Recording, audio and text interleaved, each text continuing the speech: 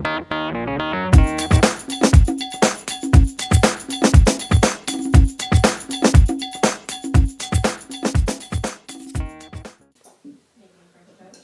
up guys, Justin Morgan here, Carved Up Vegan Muscle, and today's video I got a few really good questions, so I'm just going to knock them out one at a time, boom boom boom, and then over the next course in the next few days I'll go ahead and just throw them up each day.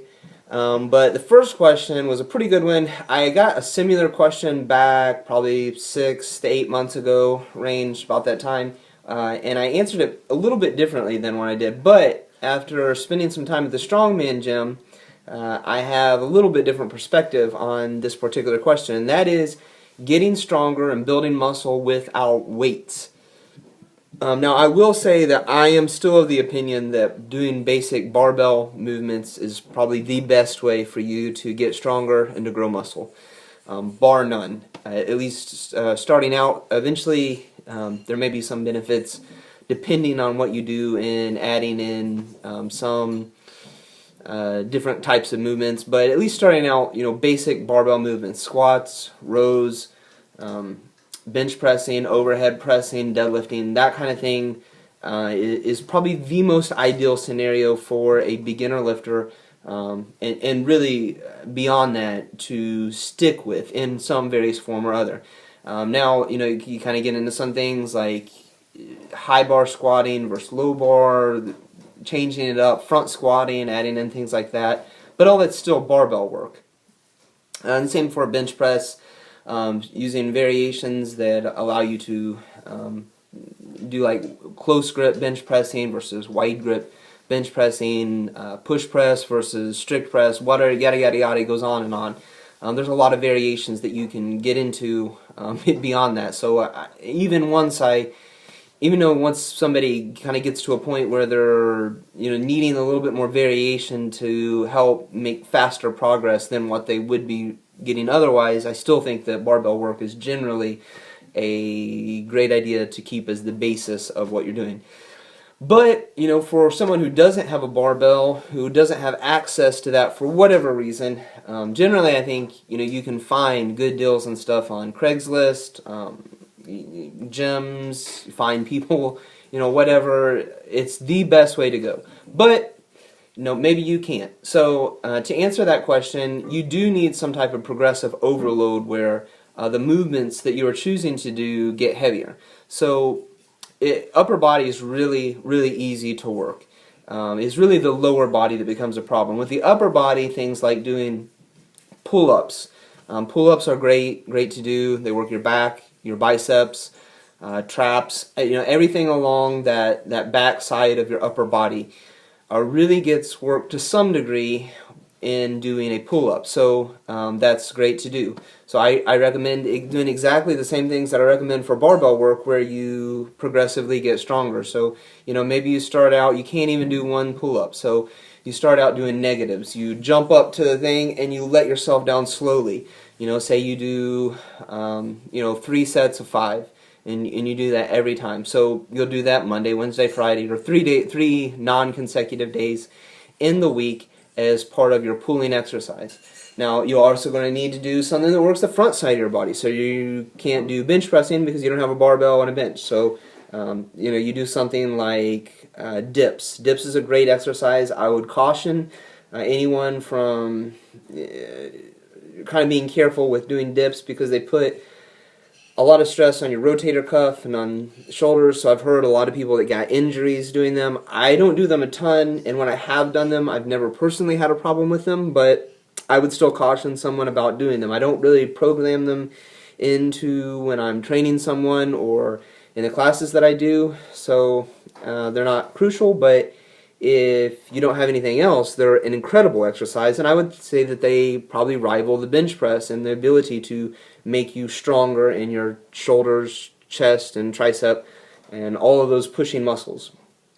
But you need to be able to get stronger in it. So, if you can do a few dips, kind of work up to that. If you can't, then, do more push-ups.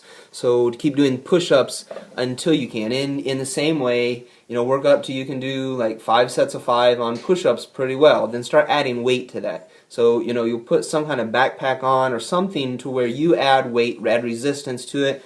You can add, I just happen to have this sitting here. You can use these resistance bands.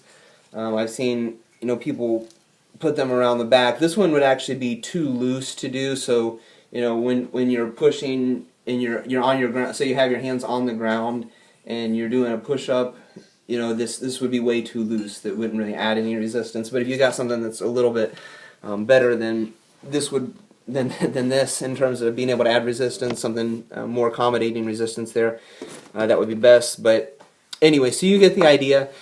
There are a variety of ways that you could do that. Be creative. Now, then you get down to the lower body, and that is where this really starts to fall apart, because doing jumping squats, doing one-legged squats, doing body weight squats does not in any way really replace doing barbell squats. I think that to some degree the dips and push-ups can, if you add weight to them progressively, they can replace the bench press and the overhead pressing in terms of the ability, at least for a while, to build muscle. And same with doing the pull-ups versus doing rows. They can, to some degree, replace that, but you can't replace the barbell squats. So, not with those similar type movements anyway. So then what would you do? Now, one thing I've noticed, the guys at the strongman gym, they have barbells there, but generally we don't use them very much. And the guys are really strong. They're, you know, they're doing really well, and they rarely squat. So, you know, what are they doing? Well, one, we have a yoke. If you can't get a barbell, a yoke might be kind of difficult to get a hold of too. So, but that is one thing that we do. But the biggest thing I think that they do that builds up the muscles in their legs is doing stones. One, we have Atlas stones, which we make, and they are expensive. So I mean, everything's an expense. But we also have natural stones that we've just dug out of. More like I haven't really participated in digging any stones out of like creek beds and things like that. But they're stones that are fairly large, and we have a big variety of them. So, you know, you can, you almost kind of have to watch, you know, videos where strongmen have picked up stones before.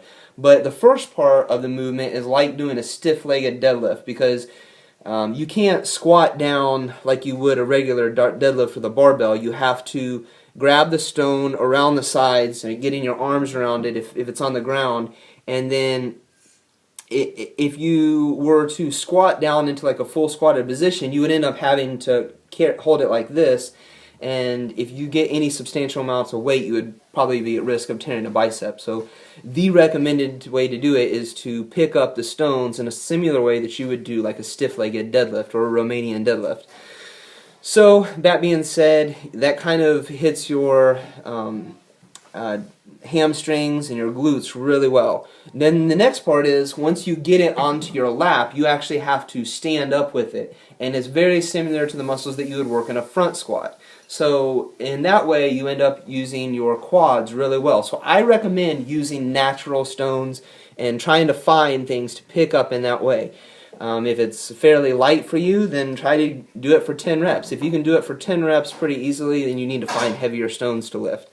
So these are just some basic ways. Look around your yard, find things. I'm just looking out at my yard right now to see what I have, but you know, anything that you can find that you can pick up that you could deadlift, that would be ideal. You know, you kind of have to be creative if you're not going to make the expense to go out and spend money to actually buy a barbell, though. But if I show you guys my corner here, I have several barbells sitting here that I've bought over time for various reasons. And then I have one sitting on the floor here, and it has some weight on it, where I was doing rows the other day. And I think I paid, well, my stepdad gave me one. He's like, I don't use this, you can take it if you want. But and maybe you don't have that access available. And the other one, I went to a second time around, or Played Again Sports is what it's called, and they had, you can buy used barbells there for $35. So it was a steal for me to give them $35 and get a barbell. So you just kind of have to search around and look. If you really look for stuff, you can find used materials, and if you don't, then you can go kind of the strongman route and start finding odd objects for you to pick up and lift, and it will build muscle. So this video's winding on kind of long. I think I've given you guys some pretty good ideas if you want to go that route and try to do some stuff. So I will see you guys in the next video that I'll probably wait a day to upload. So you guys take it easy, and I'll talk to you next time.